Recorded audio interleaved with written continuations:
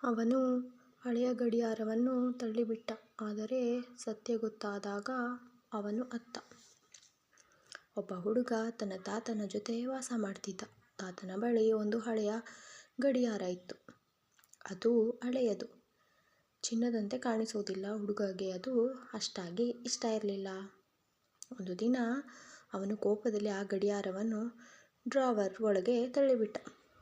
ಕೆಲವು ದಿನಗಳ ನಂತರ ತಾತ ಅಸ್ವಸ್ಥರಾದರು. ಡಾಕ್ಟರ್ ಹೇಳಿದರು, ತಾತನಿಗೆ ಹೆಚ್ಚು ಸಮಯ ಇಲ್ಲ. ಆಗ ತಾತ ಹುಡುಗನನ್ನು ಕರೆದು ಆ ಗಡಿಯಾರ ಕೊಟ್ಟರು. ಇದು ನಿನ್ನ ಅಪ್ಪ ಅಮ್ಮ ನನಗೆ ಕೊಟ್ಟ ಕೊನೆಯ ಉಡುಗೊರೆ.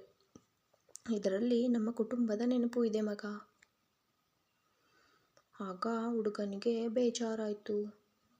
ತಾನೇ ಅದನ್ನು ತಳ್ಳಿಬಿಟ್ಟಿದ್ದನ್ನು ನೆನೆದುಕೊಂಡು ಅತ್ತ.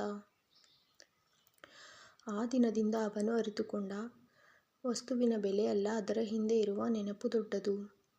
ಇದರಿಂದ ನಾವೇನಪ್ಪ ತಿಳ್ಕೊತೀವಿ ಅಂದರೆ, ವಸ್ತುಗಳನ್ನು ಯಾವತ್ತೂ ಹಣದಿಂದ ಅಳೆಯಬಾರದು, ಅದರ ಹಿಂದೆ ಇರುವ ಪ್ರೀತಿಯಿಂದ ಅಳೆಯಬೇಕು.